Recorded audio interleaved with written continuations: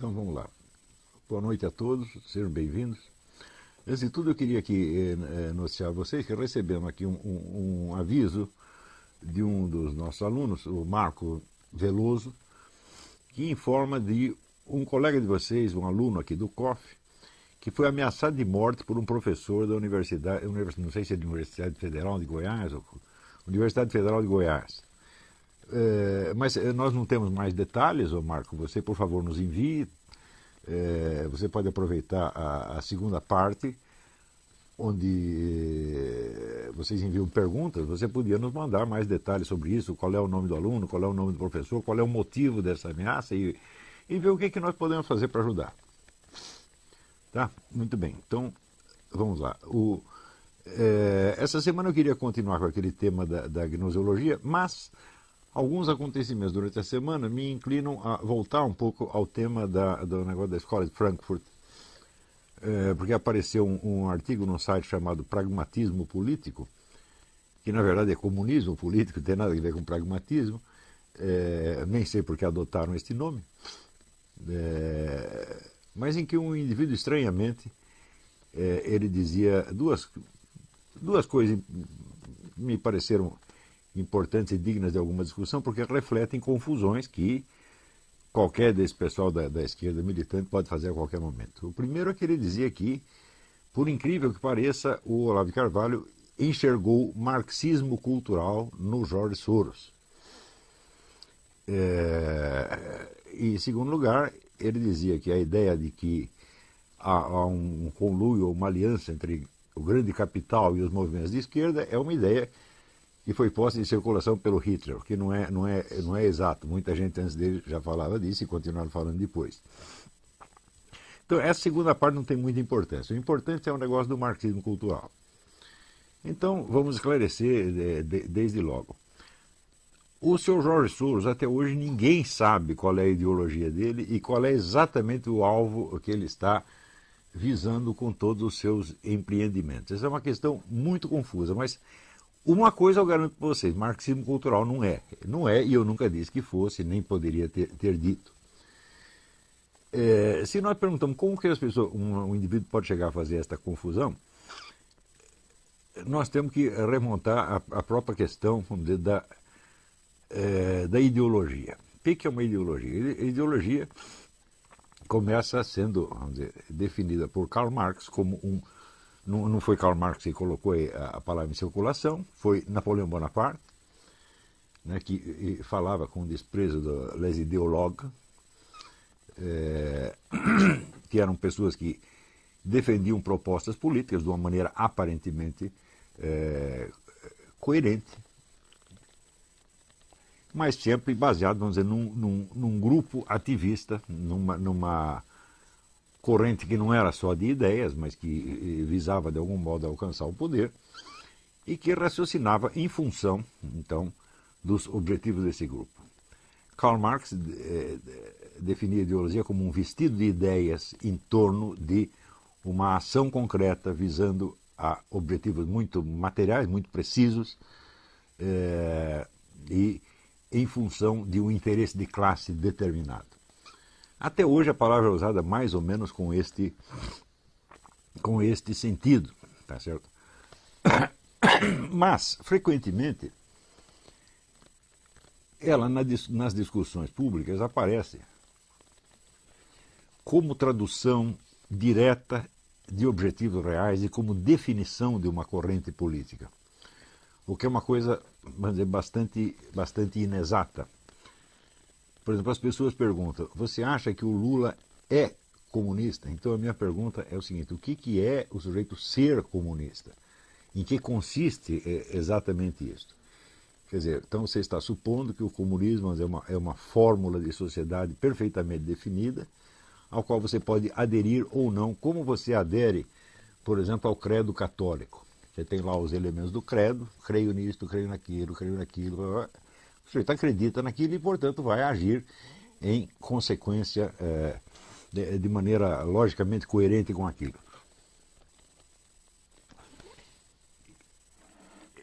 E é claro que esta visão é tremendamente ingênua. Em primeiro lugar, porque Não existe uma ideologia comunista, mas muitas diferentes.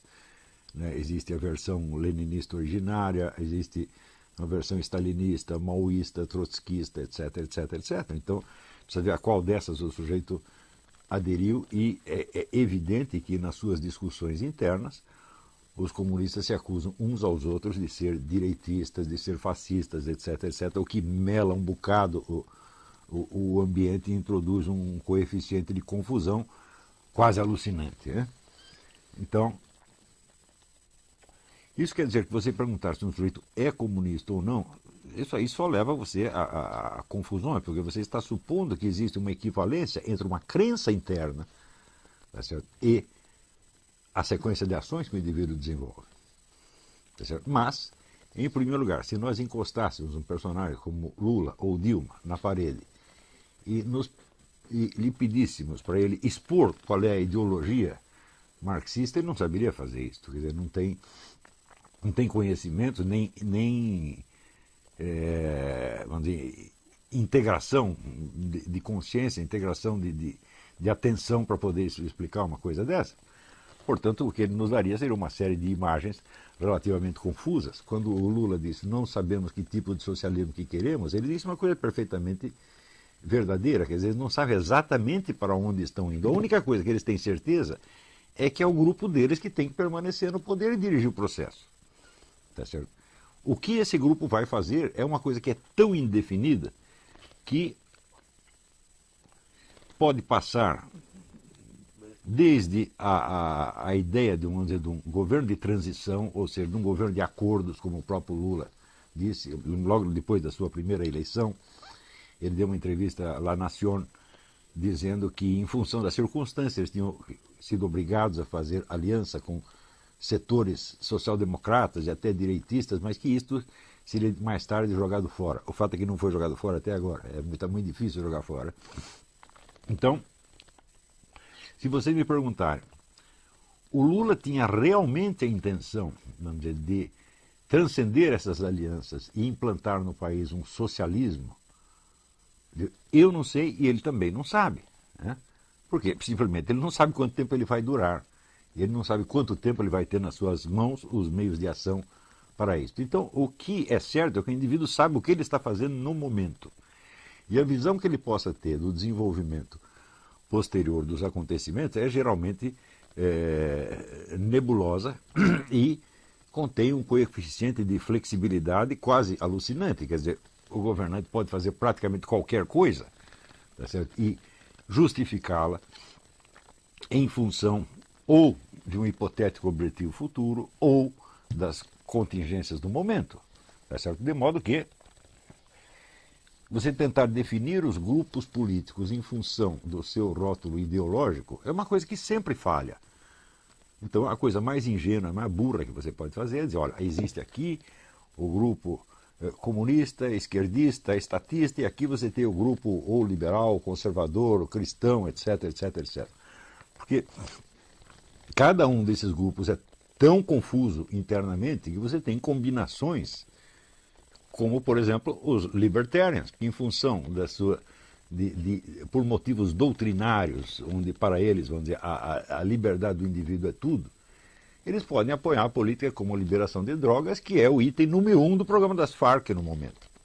Tá certo? Então você vê um monte de liberais, direitistas, anticomunistas, lutando por um objetivo que é o principal, talvez, do movimento comunista na América Latina no momento. Então você vê como essas definições ideológicas elas não nos ajudam de maneira alguma a responder a pergunta fundamental da ciência política, isto é, quem está lutando pelo quê e com que meios e por que percurso. Ou seja, qual é o problema? Qual é o panorama real da disputa pelo poder? É este que é o problema fundamental da filosofia política. Né? Quando Bertrand Russell disse que o conceito fundamental da filosofia política é o conceito de poder, ele estava montado na razão. Depois, quando ele tenta descrever quais são os tipos de poder, ele se mela todo, mas o conceito fundamental, ele acertou. Ele disse que o conceito de poder nas ciências sociais é tão importante quanto o conceito de energia na física. Bom, energia ninguém sabe exatamente o que é, e poder também não é uma noção das mais claras. Eu fiz o que eu podia para esclarecer isso, não fui o primeiro que tratou do assunto, mas uma coisa bastante óbvia é que o poder é uma possibilidade concreta de ação. A possibilidade abstrata todo mundo tem. Se disser, olha, eu quero ser papa, eu digo, bom, teoricamente todo mundo pode ser papa algum dia, tá certo? Mas quando eu digo possibilidade concreta, quer dizer que o indivíduo já tem de algum modo os meios de ação necessários para perfazer aquela ação e alcançar aquele objetivo. Esta possibilidade concreta é, vamos dizer, a de uma ação cujos instrumentos, de algum modo, já estão na mão do sujeito e que só falta ele acionar aquilo, de algum modo. Sem contar que outros podem ter outros planos e ter outros meios de ação que podem neutralizar, deter ou frustrar esta última. Tá certo? Mas o poder, de qualquer modo, então, podemos definir como uma possibilidade concreta de ação. Se você, isto aí se aplica, vamos dizer, a toda e qualquer ação humana. Por exemplo, você tem o poder de levantar essa cadeira e sair andando. Um paralítico não tem. E assim por diante. Se você é mais forte, você tem a possibilidade de ação concreta de bater no mais fraco e ele não tem a possibilidade de bater em você.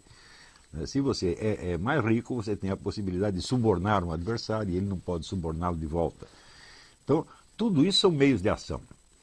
Quando nós falamos, vamos dizer, de uma ação ou de um poder político, nós estamos nos referindo a meios de ação que consistem em levar os outros a fazer o que o agente quer, de alguma maneira. De tal modo que esses outros ajam sobre a sociedade toda.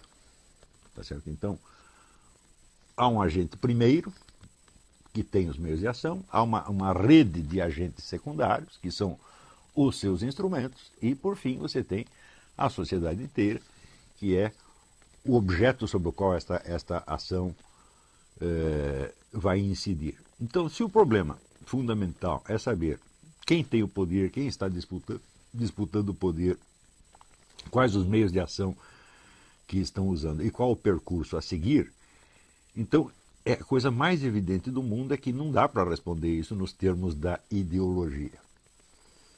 Não é isso? Então, o que você vê na realidade é uma mescla, tá certo, de planos globais, que eu já expliquei no debate com o professor Dugin, e até hoje ninguém desmentiu que seja assim, nem dá para desmentir porque é realmente assim, onde você identifica 3 grupos.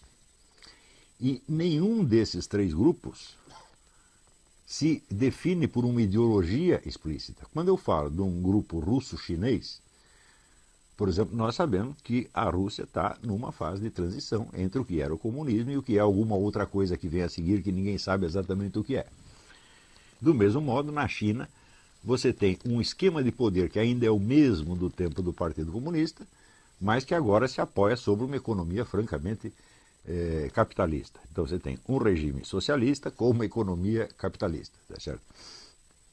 E você tem em volta uma série de países satélites, dos quais alguns estão loucos para se livrar do resíduo comunista, mas que, por outro lado, têm os seus, vamos dizer, as suas velhas alianças no mundo eurasiano e não desistiram dela completamente. Então eu digo, qual é a ideologia desse bloco?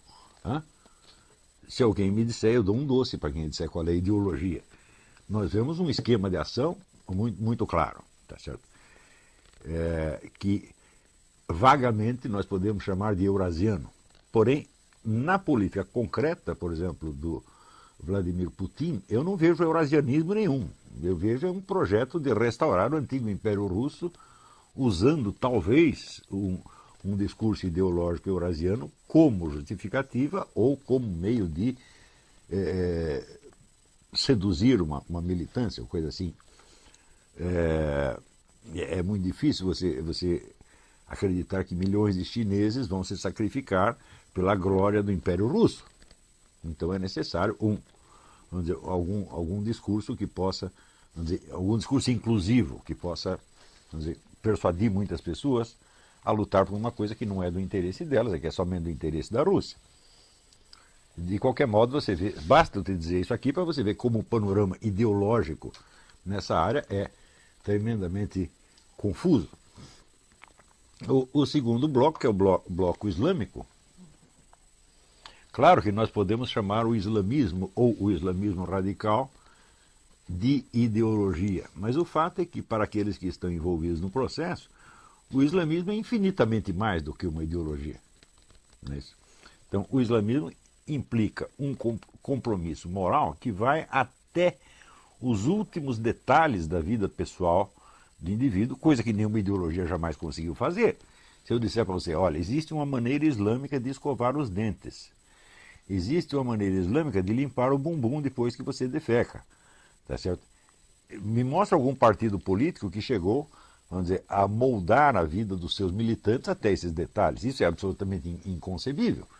Então, é claro que uma concepção civilizacional religiosa abrangente como o Islã vai infinitamente além do que nós poderíamos denominar ideologia, tá certo? Mais ainda, existem várias ideologias que coexistem dentro do Islã e que, na luta pelo sucesso mundial do Império Islâmico, convergem e colaboram. Quer dizer, você tem desde pessoas que se dizem extremamente conservadoras. Aqui nos Estados Unidos você tem uma vasta massa islâmica que é conservadora, que vota no Partido Republicano, etc., etc., mas que estão aliados aos demais muçulmanos nas questões fundamentais. Então você tem duas ideologias completamente incompatíveis, nominalmente, as duas convergindo para uma mesma luta na escala civilizacional. E, finalmente, o terceiro bloco, que é o bloco que nós chamamos ocidental, o globalista, né?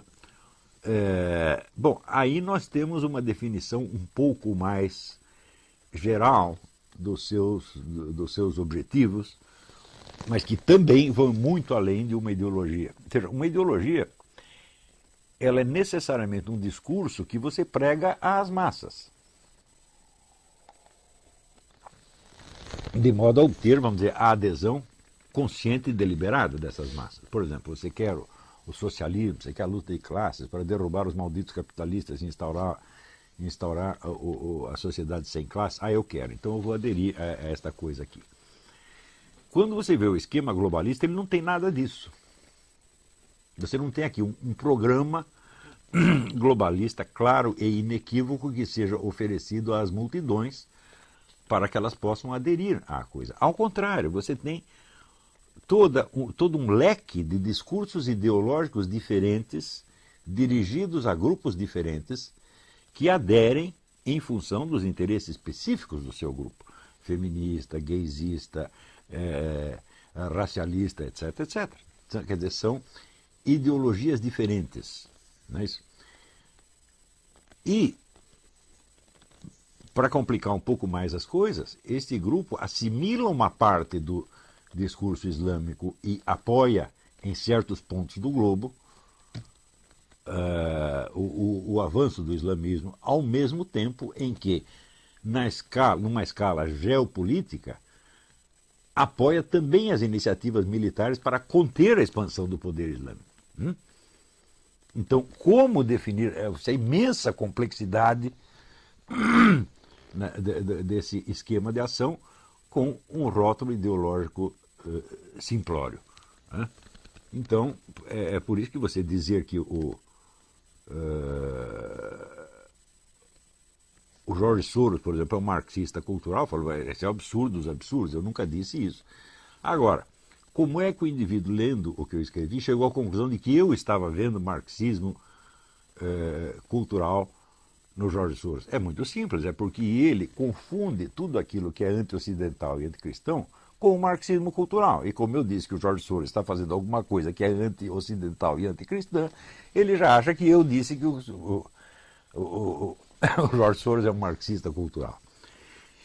Muito bem, do ponto de vista mais específico ligado à Escola de Frankfurt, é muito importante você distinguir qual é, vamos dizer, a perspectiva de futuro que orienta as escolhas e as ações de várias pessoas com níveis de consciência completamente diferentes. Se você pega um filósofo, e não há como negar que, pelo menos os fundadores da Escola de Frankfurt eram filósofos no sentido estrito da coisa, quer dizer, tinham algum domínio da técnica filosófica, alguns deles eram homens de uma cultura monumental, que receberam, vamos dizer, melhor do que a educação europeia podia lhes dar naquele momento, e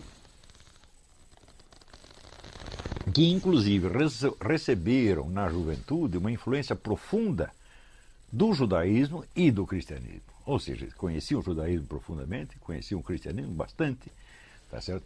E estavam tentando responder a questões que seriam os de um filósofo judeu ou cristão na mesma época. Quer dizer, eles estavam interessados em coisas que também interessavam, digamos, a um Louis Lavelle ou a um Franz Rosenzweig, para dar um exemplo de um filósofo cristão e de um judeu. Isso quer dizer que o objetivo desses homens não era nenhuma mudança política imediata. Eles não estavam interessados em militância. Ao contrário, um dos compromissos fundamentais da Escola de Frankfurt foi não se meter com o Partido Comunista de maneira alguma, tá certo? Embora pudesse haver alguma colaboração de parte a parte, tá certo?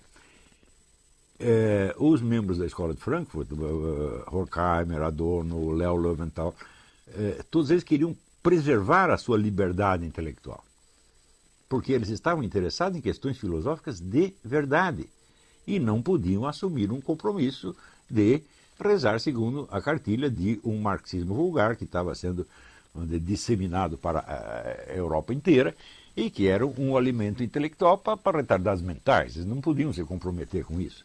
E se você comparar, por exemplo, você pega os escritos do Theodor Adorno sobre arte e depois você compara com o Manual de Marxismo-Leninismo do Otto Kuhsinen, que era o texto oficial da União Soviética, então há uma distância que é mais ou menos como se fosse, sei lá, do Roger Scruton para o Paulo Giraldelli, entendeu?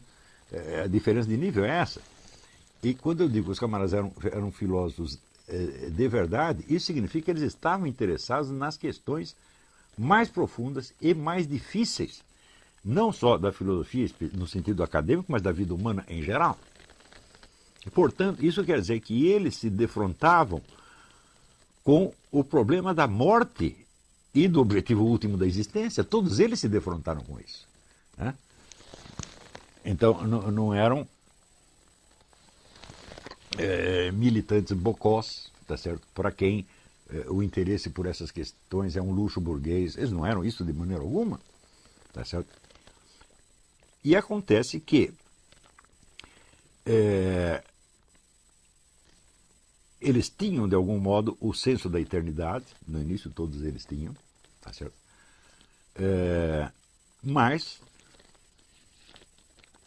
por algum motivo, que é biográfico e deve ser estudado separadamente em cada caso,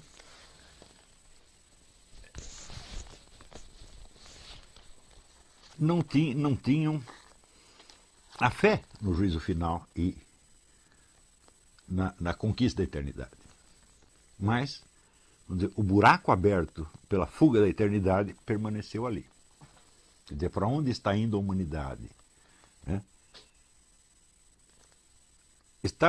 Tem uma frase de Hegel que calou muito fundo em todos eles, que é: quando examinamos o panorama da história universal, tudo o que vemos são ruínas. Então, eles viam esse imenso amontoado de ruínas e, sinceramente, não acreditavam que nada melhor fosse aparecer para diante, exceto ruínas. E, justamente em função disso, eles achavam que não havia nada positivo ao qual se pudesse aderir. E que a única função deles era continuar exercendo a sua análise crítica, a mais ousada e radical possível, sobre tudo que existisse. Então estavam literalmente realizando o programa, que não foi o da ideologia marxista, mas foi o do Marx jovem, que era a crítica radical de tudo quanto existe. Ora, se você está empenhado na crítica radical de tudo quanto existe, você não está empenhado na construção do socialismo, porque você também não acredita em socialismo. O socialismo é apenas, vamos dizer, uma etapa a mais da grande autodestruição universal. Mas, como eles só viam autodestruição para tudo quanto é lado, eles acreditavam também no preceito de Hegel sobre o trabalho do negativo, quer dizer, aprofundando a autodestruição, aprofundando a crítica corrosiva, pode ser que surja alguma coisa mais interessante pela frente, ou pelo menos nos livramos, vamos dizer, daquela parte dos horrores que nós já conhecemos e sabemos como funciona. Então, coisas como, por exemplo, quando você fala, lê Herbert Marcuse, e ele fala da libertação do Eros, ele não está vendo isso com uma perspectiva utópica, de que nós destruímos o capitalismo, então libera o Eros de todo mundo, e todo mundo vai cair na gandaia, e vai ser uma maravilha. Ele não era um idiota para pensar uma coisa dessa. A liberação do Eros fazia parte do mesmo processo de autodestruição, e ele sabia disso. Mas, de algum modo, eles tinham assumido, vamos dizer, também o lema que foi, vamos dizer, do primeiro jornal onde Marx escrevia, que era Vorwärts, para diante, vamos para frente, vamos aprofundar a destruição e vamos, não sei o que vai dar. Esse é o espírito da escola de Frankfurt, e é evidente que isto dá um reforço muito grande a qualquer movimento político que esteja a fim de destruir alguma coisa. Porém, a liderança e a militância desses movimentos, em geral, acredita realmente que você realizando esta parte do programa, as coisas vão melhorar para alguém.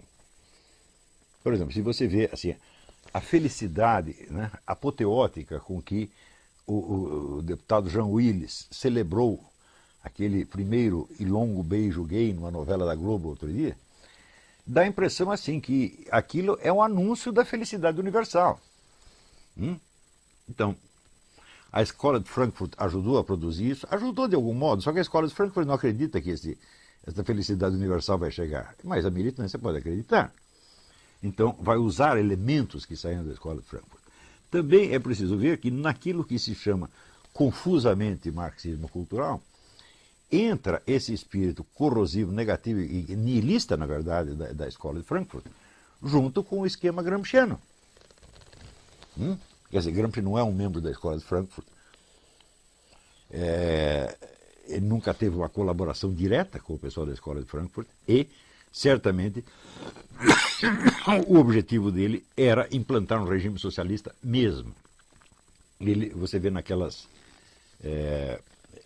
algo do espírito utópico, utopicamente esperançoso do movimento socialista, ainda está vivo no Gramsci.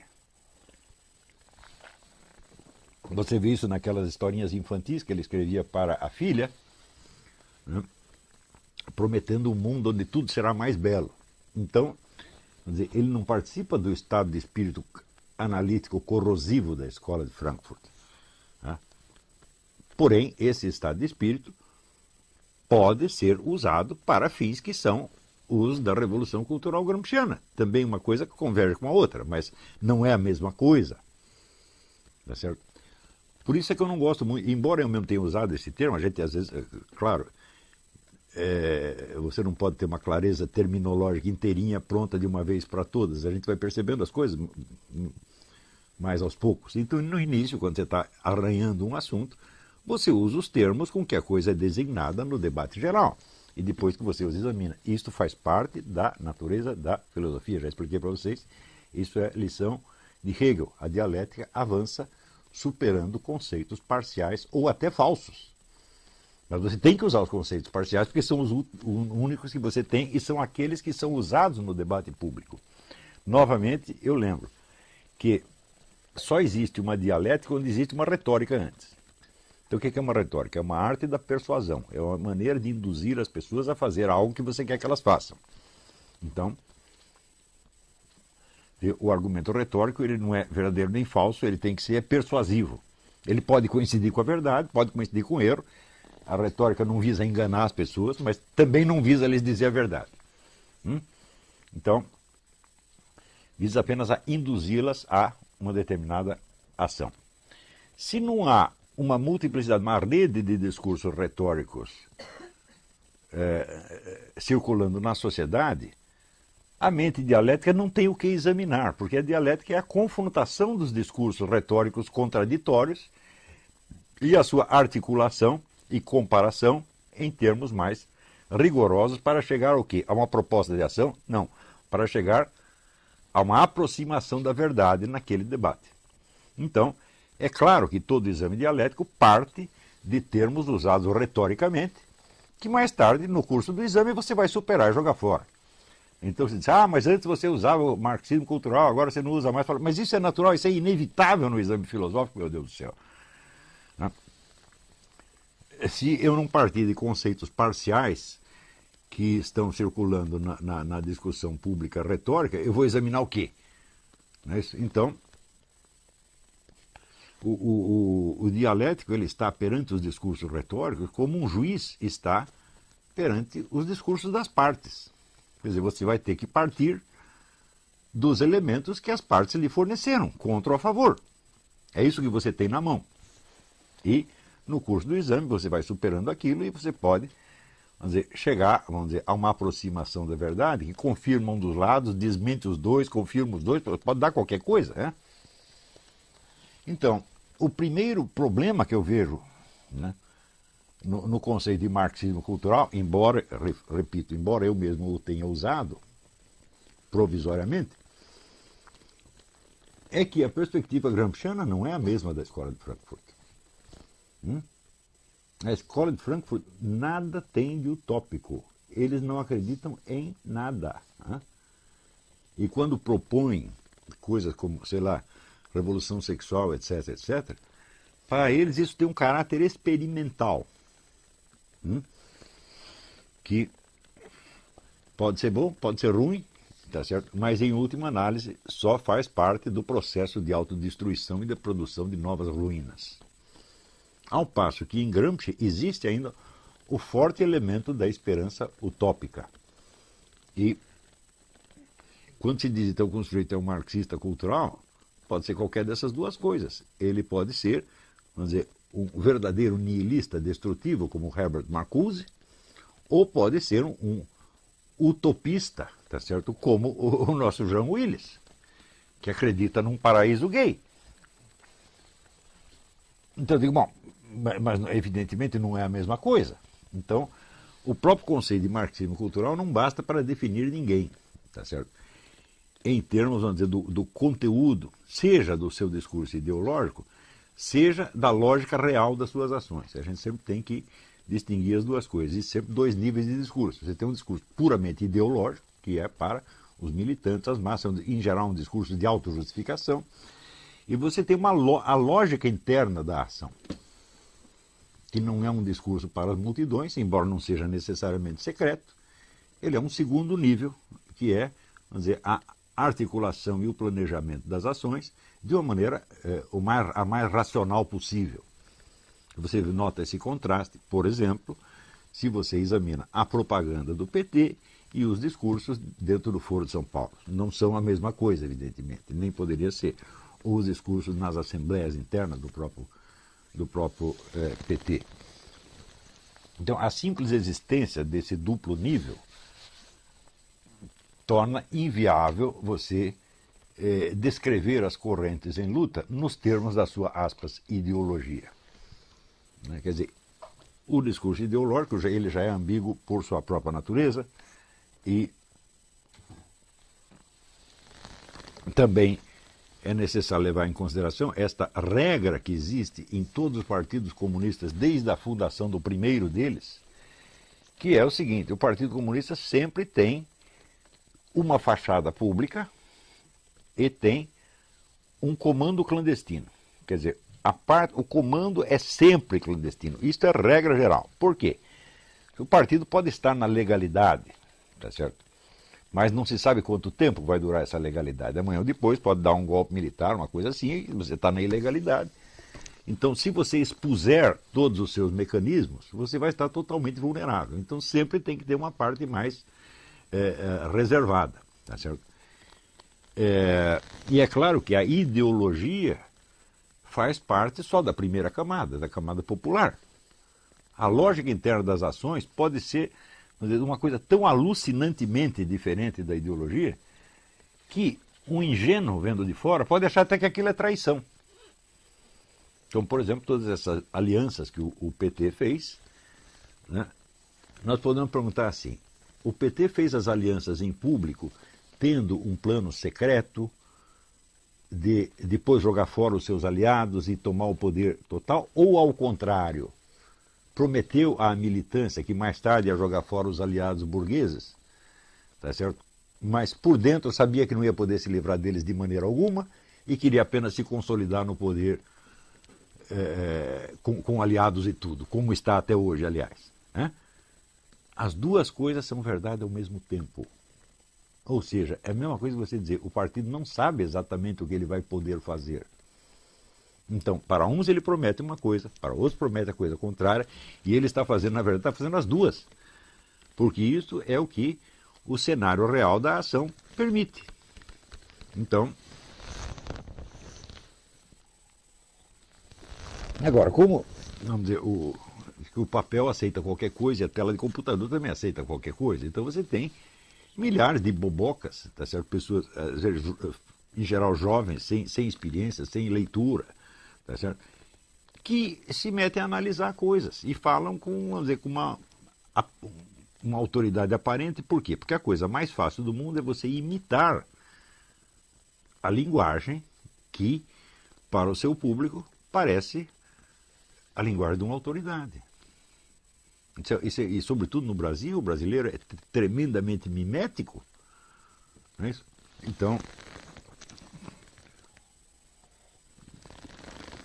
isso evidentemente cria uma confusão e nos obriga, às vezes, à pior e mais difícil das discussões, que é aquilo que na retórica antiga já chamava-se o genus admirabile.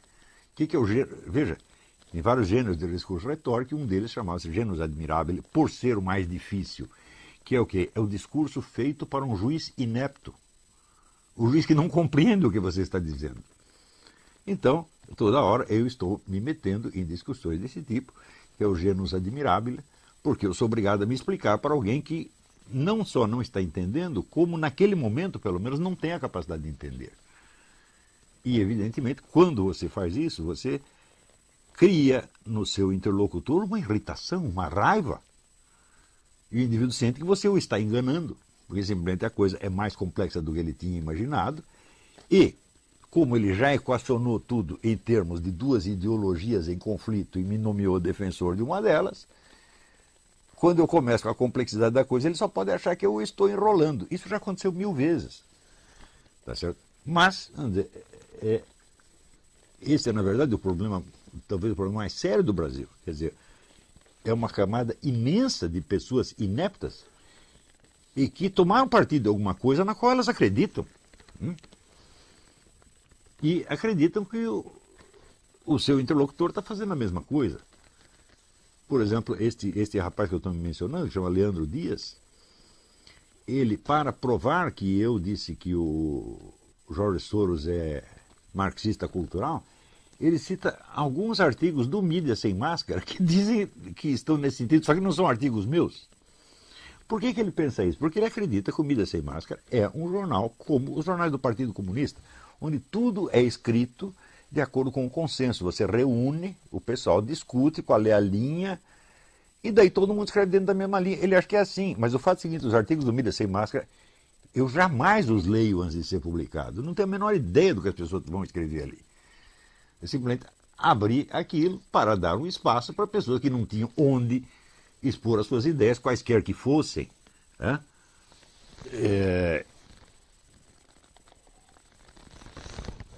Então, eu falo, bom, no Mídia Sem Máscara, quando você tem uma impressão de pluralismo, não, o pluralismo existe mesmo, ele é real, ele não é uma camuflagem de uma linha secreta que nós estamos defendendo. Tá certo? Mas até essa complexidade já pode parecer excessiva para determinados interlocutores que estão acostumados. Olha, aqui temos nós com a nossa classe proletária, na qual não tem proletário nenhum, e do outro lado tem a classe burguesa, onde também não tem burguês nenhum, e eu defendo essa ideologia, ele defende aquela ideologia.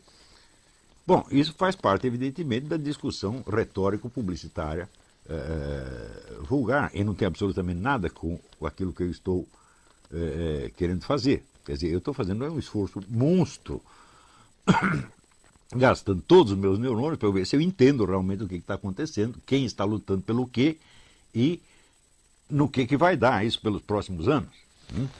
E tentando formar um grupo de pessoas para que se capacitem para fazer esse tipo de análise. Por quê?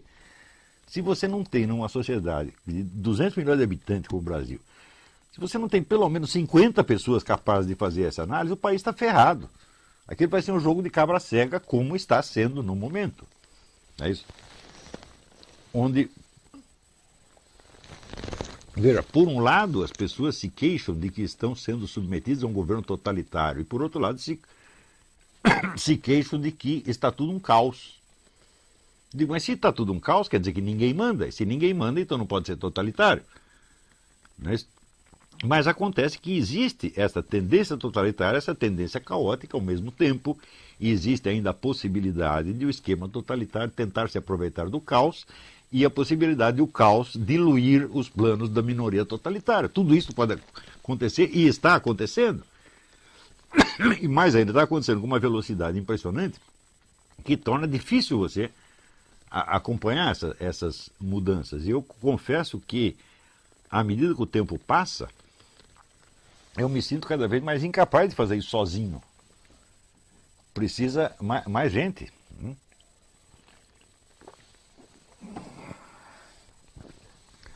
Então, isso quer dizer que na análise dessas coisas, vamos dizer, o mais estrito realismo em todos os detalhes é a coisa absolutamente necessária.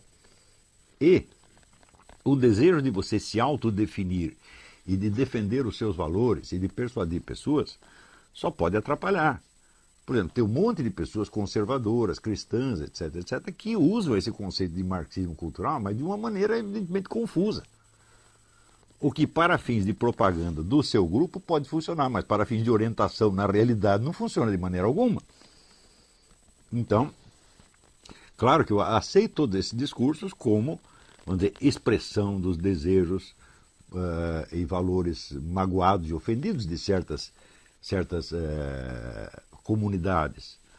Mas nós, como estudantes da coisa, não podemos nos deixar iludir por isso de maneira alguma. O sujeito diz, não, nossa luta é contra o marxismo cultural. Eu digo, peraí, eu estou falando que tem 3 esquemas globalistas, cada um deles é enormemente múltiplo e confuso na sua identidade, e nós temos que nos orientar no meio disto. Tá certo? E perguntar, contra que você está? Fala, estou contra os 3, evidentemente. Mas existe alguma quarta proposta? Fala, não existe. Então, no momento, o nosso esforço é apenas para entender qual é o esquema que está nos querendo dominar e preservar pelo menos a nossa liberdade intelectual, quer dizer, a nossa capacidade de manter a cabeça em cima da lama e enxergar para onde ela está indo. Se conseguir fazer isso, você já preservou o principal. Se você me perguntar agora, existe alguém que controla o processo? Eu falo, existe, Deus e o diabo. O diabo dá um palpite, Deus mexe o pauzinho para encaminhar para outra direção, e nós não entendemos nem o que um nem o que o outro está fazendo. Agora, existem agentes humanos, existe o governo secreto? Eu falo, não, existe uma presunção de governo secreto. Mas se você for ver direitinho, por exemplo, a ideia de um governo mundial, na década de 20, 30, 40, os caras já estavam planejando um governo mundial para a década de 80. E não chegou até agora. Quer dizer, já está 3 ou 4 décadas atrasado. Então isso quer dizer que eles não têm aquele poder diretivo que eles gostariam de ter. Também, vamos dizer, a própria questão da possibilidade de você dirigir o curso da história, essa é uma coisa que preocupou profundamente os próprios membros da escola de Frankfurt, e eles não têm resposta para isso. Então, veja, você ter poder sobre determinadas pessoas é uma coisa, e você ter poder sobre o curso das coisas é outra completamente diferente. Nem sempre aquele que domina muitas pessoas tem o poder de determinar o curso das coisas. Né? Esses são elementos completamente diferentes, mas praticamente não há discussão política na qual não surja a confusão entre esses dois fenômenos totalmente diferentes. O sujeito acha que aquele que domina as pessoas está dominando, dominando o processo. Eu digo, isso é inteiramente absurdo. Né? Mas, na verdade, quando você vê os discursos de autojustificação desses grupos globalistas, eles se esforçam ao mesmo tempo por dar a impressão de que dirigem o processo e por dar a impressão de que eles nem existem. Então, só de você se orientar no meio desta contradição já é uma coisa terrível. Por exemplo, você vê, quase que diariamente, você vê discursos de que não, nós temos agora problemas de escala global que não podem ser resolvidos nas esferas das respectivas soberanias nacionais, portanto, nós temos que acabar com as soberanias nacionais e governar tudo desde a ONU. Os caras dizem isso e no instante seguinte, se você fala de governo global, eles riem na sua cara. Ele está dizendo governo global, isso é teoria da conspiração. Então, quer dizer, existe uma confusão, em parte proposital, tá certo? E em parte uma confusão autêntica que está na própria cabeça deles, porque você imagina que a cabeça de um agente globalista que se pergunta até onde nós temos o poder de dirigir essas coisas. Ele também não sabe. Né? Por exemplo, se vocês lerem o livro The Windswept House, o livro do Malachi Martin, né? Ele mostra como já nas décadas de 80, 90, havia a ideia de diluir a identidade própria da Igreja Católica e transformar a Igreja Católica numa espécie de gerência geral das religiões. Uma espécie de unidade transcendente das religiões administrada desde Roma. Essa era a ideia. Então, agora imagine que você é o Papa. E os caras te propõem isto. Eu digo, muito bem, você pode, num primeiro momento, ficar escandalizado, falar, não, eu sou o Papa da Igreja Católica, só a Igreja Católica tem os meios de salvação, eu não quero misturar a minha igreja com essas falsas religiões, ou falsas revelações. Isso é um lado, isso existe. Por outro lado, ele diz, bom, aqui nós temos duas opções. Ou eu aceito essa brincadeira, ou eles jogam todas contra nós e acabam com a gente. E existe sempre a possibilidade de eu assumir este jogo e virar a mesa depois. Ou seja, ganho todo mundo para a Igreja Católica. Existe essa possibilidade também. O que você faria se fosse Papa? Eu, graças a Deus, não sou Papa e eu não estive com esse problema na minha mão e não tenho como resolvê-lo. Mas eu vejo que os analistas da questão não são capazes sequer de se colocar esta dúvida que evidentemente esteve na cabeça de todos os papas desde João 23. Daí também a nossa dificuldade de analisar as declarações do Papa presente. Tá certo? Se você perguntar o que ele quer, fala, não tenho a menor ideia do que ele quer. Mas eu acho que ele também não tem. Mas ele não é burro, ele tem assessores, ele tem todo, vamos dizer, a gama dos dados inteiro está na mão dele, e algum esforço ele deve estar fazendo para entender isso. E para desenvolver alguma linha de ação. Esta dificuldade existe na mão de todos os agentes. Qualquer que seja o caso, os nomes das correntes ideológicas nunca servem para você descrever um curso de ação real, embora eles sejam um componente inevitável. Porque tem gente que, quando a coisa fica um pouco confusa, ele diz, não existe mais esquerda nem direita, não existe mais comunismo. Claro que existe. Eles não são, vamos dizer, os esquemas gerais articuladores da coisa, mas eles são elementos que estão lá presentes.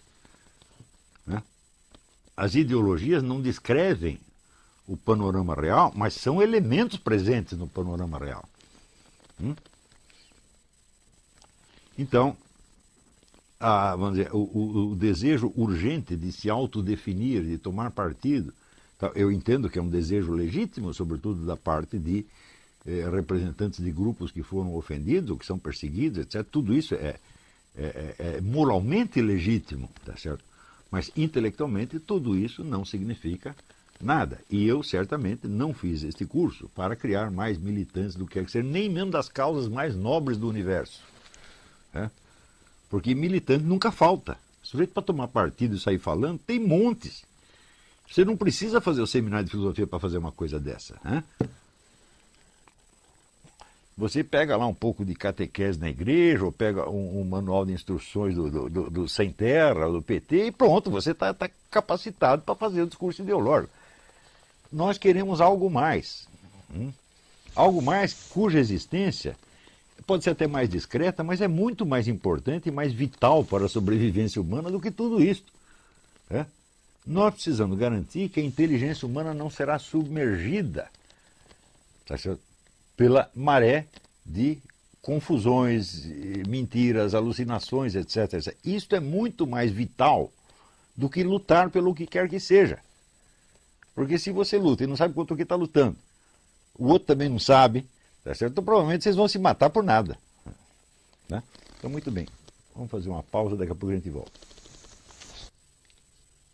Então vamos lá, eu vou responder poucas perguntas porque eu estou muito cansado hoje, vocês me desculpem, mas em primeiro lugar, essa questão aí da ameaça de morte, aqui nós temos duas versões, uma baseada no que foi publicado no Facebook, que foi mandada aí pelo Marra Signorelli, e outra que foi mandada pelo Marco Rossi, que é baseada em testemunhos orais. Quer dizer, o indivíduo teria feito pelo Facebook apenas uma ameaça de agressão, mas oralmente para outras pessoas tinha ameaçado dar um tiro no rapaz. Eu acho que essa é uma questão policial, você tem que imediatamente procurar um advogado e dar uma queixa-crime aí, não tem que esperar não. Você não vai esperar o sujeito executar a ameaça para depois tomar alguma providência. A ameaça em si já é um crime, evidentemente. Se você tem testemunhas, se existem testemunhas de que o indivíduo ameaçou de dar um tiro no rapaz, então tem que dar uma queixa anteontem. Não tem que esperar ele dar o tiro, não. Ou dar o tiro ou desistir de dar o tiro, né? Aqui tem uma pergunta do André Luiz, uma pergunta muito interessante. Ele diz, no vídeo Imaginário a Unidade do Real, o senhor disse, se a filosofia de Kant pode ser escrita e publicada, é porque ela está errada em algum ponto. Veja se as minhas conclusões sobre essa frase estão certas. Kant, ao escrever sua filosofia, tende a admitir a unidade dele mesmo e dos elementos físicos à sua volta no espaço e no tempo, visto que ele levou tempo para escrevê-la. Se foi possível a publicação de seus escritos, fatalmente temos de admitir a unidade de uma infinidade de elementos físicos no tempo e no espaço. Bom, esse raciocínio não está errado, mas o que eu pensei não foi exatamente por aí. Quer dizer, que o Kant está provando a sua unidade pelo fato de publicar o livro. É claro que ele está, mas para raciocinar mais kantianamente, o fato é que se ele escreve o livro, publica o livro, é que ele espera que você, por trás, vamos dizer, da aparência gráfica, das letras escritas, apreenda a forma de um pensamento que é o mesmo que ele teve. Agora, se você não pode apreender nem sequer o ser em si de um elefante que está na sua frente, como você poderia apreender o ser em si de um fluxo de pensamento? Seria quase impossível. Então, a dificuldade que eu vejo não é que o Kant está entrando em contradição consigo mesmo, na medida em que ele prova a sua unidade ao escrever o livro, porque ele não nega a unidade do real, ele somente diz que ela se forja na nossa mente, que os estímulos que nós recebemos são totalmente caóticos e que nós, de algum modo, projetamos as nossas categorias, entre as quais a de unidade e multiplicidade, nos elementos colhidos da experiência, tá certo? Mas, mesmo nesse caso, nós só pegamos uma forma fenomênica, a questão da coisa em si não se coloca. Mas eu digo, bom, mas se eu exponho um pensamento, eu quero que apreendam apenas a sua forma fenomênica ou o pensamento mesmo. Então, esse problema ele não chega a se colocar, ele não está, aparentemente ele não está consciente disso. Tá certo? Então, o que eu vejo não é o problema de Kant estar se desmentindo, mas o fato de Kant estar esperando que o leitor faça uma coisa que, de acordo com a teoria do Kant, o leitor não poderia fazer.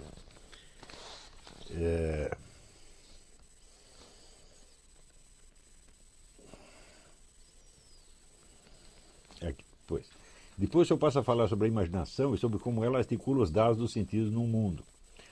o senhor aí não está repetindo o que o Kant disse, que o mundo é construído dentro de nós? Falou, bom, é evidente que a imaginação faz um trabalho de articulação dos dados do real. A diferença entre o que eu estou dizendo e o que o Kant diz é que ele diz que esta unidade existe somente para a imaginação. Tá certo? Ou seja, ele parte do sujeito cognoscente como se este fosse, vamos dizer, o centro da questão. E eu me pergunto o que me possibilitou ser um sujeito cognoscente, o que me possibilitou ter as categorias de percepção e de pensamento que eu tenho. E eu vejo que tudo isso aí já tem, na sua raiz, uma relação com o mundo físico que nos rodeia. Ou seja, as nossas categorias de pensamento não estão no nosso cérebro. Aliás, se fala que está no cérebro, o cérebro também é apenas uma parte do mundo físico e é uma percepção que eu mesmo tenho do meu mundo físico, de maneira que a coisa entra num círculo vicioso. A imaginação faz sim esse trabalho, mas você não articula as coisas pela pura força da sua imaginação. Você joga sempre com elementos que você colheu do próprio mundo exterior. Por exemplo, as direções do espaço. Tá certo? Se as direções do espaço fossem somente uma forma da nossa percepção, então elas poderiam ser somente percebidas, quer dizer, você não poderia se deslocar efetivamente dentro delas. Tá certo? Elas aqui se deslocariam dentro de você de alguma maneira. Então essa é uma das partes que eu acho que no Kant está muito mal explicado a coisa. Mas a função articuladora e unificante da imaginação eu não posso negar, porque isso é o óbvio dos óbvios. Ele diz, daí o senhor diz que não é possível ter um conhecimento intuitivo da unidade do real, mas uma demonstração por absurdo. Bom, de fato é possível ter uma demonstração por absurdo, mas a demonstração pouco significa. Eu acredito que a unidade do real ela é um pressuposto de qualquer conhecimento que você tenha. Tá certo? Então, ela não pode ser um objeto de conhecimento na medida que é um pressuposto. Ou seja, você pode reparar nela de maneira transcendental, como diz o Kant, quer dizer, você retroage sobre a experiência, examina as condições da experiência e vê que essa unidade do real está dada lá. Não como uma categoria de pensamento, mas como um traço inerente ao próprio mundo externo que, por assim dizer, imprime em nós essas categorias, como imprime as direções do espaço. As direções do espaço são uma coisa que tem que ser, vamos dizer, aprendida desde a infância. Você tem que adaptar o seu corpo a um esquema espacial dentro do qual ele se move, tá certo? E não somente a um esquema que está na sua mente. Né? Então, a possibilidade de você articular o seu movimento, né, com as direções do espaço prova que elas não são apenas uma forma da nossa percepção, elas são também uma forma da nossa percepção, mas não podem ser só isso.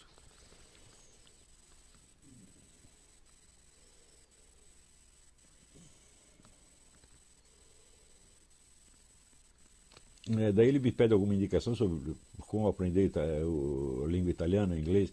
Bom, eu sempre sugiro o método Pimsleur, P-I-M-S-L-E-U-R. Eu acho que é o melhor método de aprendizagem de qualquer idioma. Agora, eu acredito que para você importar isso aí para o Brasil, sempre você vai ter algum imposto de importação, vai sair um pouco mais caro do que se você estivesse aqui. Mas, de qualquer modo, não é assim, nenhum absurdo. Você pode ir comprando fase por fase do curso. Né?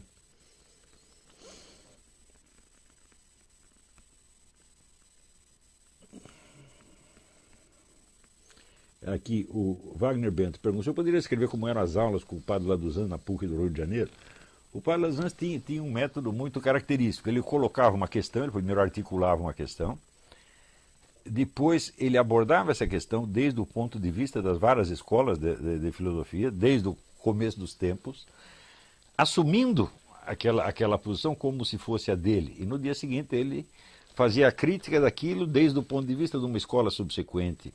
E daí apresentava um segundo ponto de vista, um terceiro, e um quarto, e um quinto, até que no fim ele propunha uma solução dele mesmo, geralmente inspirada na escola fenomenológica da qual ele era um representante. De modo que ali você aprendia a assumir as várias filosofias, isso era importantíssimo, não apenas como dados históricos, mas como possibilidades do seu próprio conhecimento. Quer dizer, de certo modo, você era Parmênides, e era Heráclito, e era Platão, e era Aristóteles, e assim por diante. Quer dizer, você tem a pegar uma dimensão parmenídica do seu pensamento e da sua percepção do mundo, depois uma dimensão heraclítica, de modo que a absorção dos filósofos não era cultura histórica, era um treinamento de técnica filosófica. E isso que era o mais maravilhoso nas aulas dele. Existem algumas apostilas que sobraram, elas dão uma vaga ideia do que era, mas ele não documentou muito bem o ensino que ele deixou. E, além disso, a escrita dele é um pouco dura, porque o português não era a língua originária dele. E no oral ele compensava muito bem isso. Se não dava certa frase de um jeito, ele fazia de outro, e no escrito não dá para fazer isso.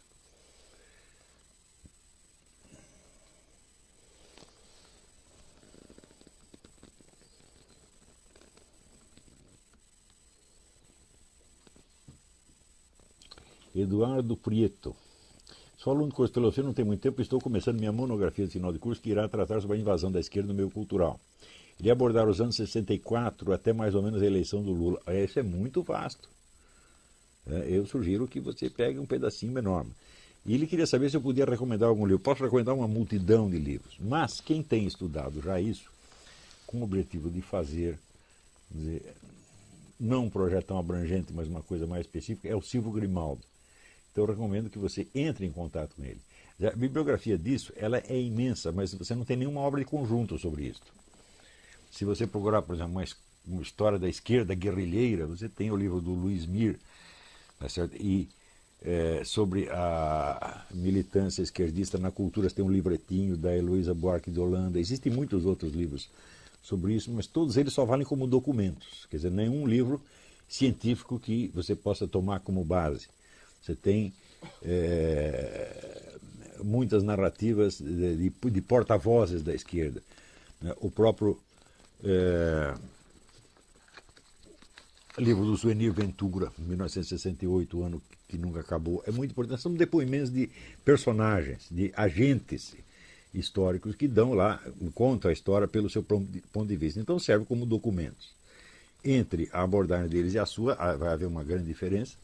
É a famosa distinção entre o discurso do agente e o discurso científico, o discurso do observador científico. Mas entre em contato com o Silvio Grimaldo e ele vai te ajudar nisso aí. Aqui, o Guilherme de Berredo Peixoto envia um comentário, que não vai dar tempo de eu analisar isso aqui, mas eu vou ler o comentário dele inteiro. Podemos deixar para pensar nisso mais tarde. A respeito do seu comentário no assunto geocentrismo versus heliocentrismo, na aula retrasada, gostaria de fazer algumas observações úteis. O sentido imediato da descrição heliocêntrica ou geocêntrica é de uma descrição cinemática. Cinemática é pura descrição de um movimento sem levar em conta as forças que estão por trás desse movimento. É o mapeamento do movimento. Então, no contexto da física, dizer que a Terra gira em torno do Sol é dizer algo sem sentido, pois falta referência. Está correto, pois, dizer que a Terra gira em torno do Sol em relação ao Sol. É óbvio que, então, não é nem um pouco menos correto afirmar que o Sol gira em torno da Terra em relação à Terra. As duas afirmações são corretas e não se contradizem, de modo que, se considerarmos esse escopo puramente cinemático, geocentrismo e heliocentrismo são verdadeiros simultaneamente. Creio que é natural dar razão ao heliocentrismo sempre que adotarmos outra camada de significado diferente do aspecto cinemático. Nesse sentido, ambas as concepções, heliocentrismo e geocentrismo, são definidas nos seus aspectos dinâmicos. Quer dizer, a dinâmica vai em contra as forças que geram o movimento. Para efeitos de simplicidade matemática, é conveniente adotar sempre o Sol como sistema de referência. Em outras palavras, é o Sol e não a Terra a referência mais adequada a ser tomada. Também é o Sol a referência mais adequada a ser tomada do ponto de vista da mecânica newtoniana. A mecânica newtoniana é formulada através de leis que tomam como referência um referencial inercial. Referencial inercial é aquele em relação ao qual um corpo pequeno e livre de qualquer influência externa permanece em repouso ou em movimento retilíneo uniforme. Na prática é impossível achar um referencial inercial, mas isso é outro assunto. Para efeito da descrição do sistema solar, o Sol se aproxima muito mais de um referencial inercial do que a Terra, isso é óbvio. Só que a mecânica newtoniana já foi superada pela relatividade geral. Então há também esse novo aspecto a ser adotado no enfrentamento dessa questão. Um dos princípios fundamentais da relatividade geral é a invariância por transformações gerais de coordenadas. Isso significa, em linguagem simples, que o referencial inercial não tem nenhum privilégio na descrição dinâmica de um fenômeno. Todos os referenciais são equivalentes. Em suma, de acordo com a teoria mais moderna sobre o sistema solar, já consagrada pelas observações, etc., dizer que a Terra gira em torno do Sol não é rigoroso definitivamente mais correto do que dizer que o Sol gira em torno da Terra. Existem todos esses, não vai dar para comentar muito isso aqui, mas existem todos esses problemas. A questão é terrivelmente espinhosa. Quer dizer, o sujeito tomar o heliocentrismo como se fosse um dogma é uma coisa inteiramente absurda, né? E também o fato de você dizer, bom, se não existem provas suficientes de uma teoria, também não quer dizer que essa teoria seja errada, né?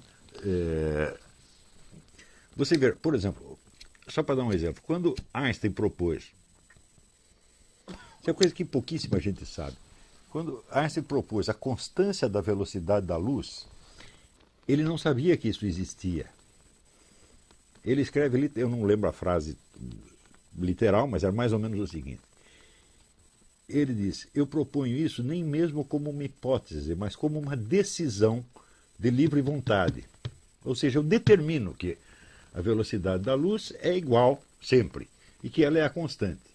E daí vamos ver o que dá, vamos fazer o cálculo baseado nisso para ver se dá certo.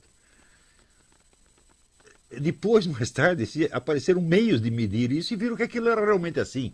Mas ele não sabia, né? Então, em ciência, todas essas coisas podem acontecer. Quer dizer, o próprio sujeito não tem prova da sua teoria e ele enuncia assim mesmo, mas depois aparecem as provas. Tá certo? Então, bom, eu só li isso aqui para dizer que você receber de maneira emocional uma afirmação como essa é coisa realmente de gente analfabeta que não acompanha as discussões, né? Muito bem, eu acho que hoje eu vou parar por aqui, tá?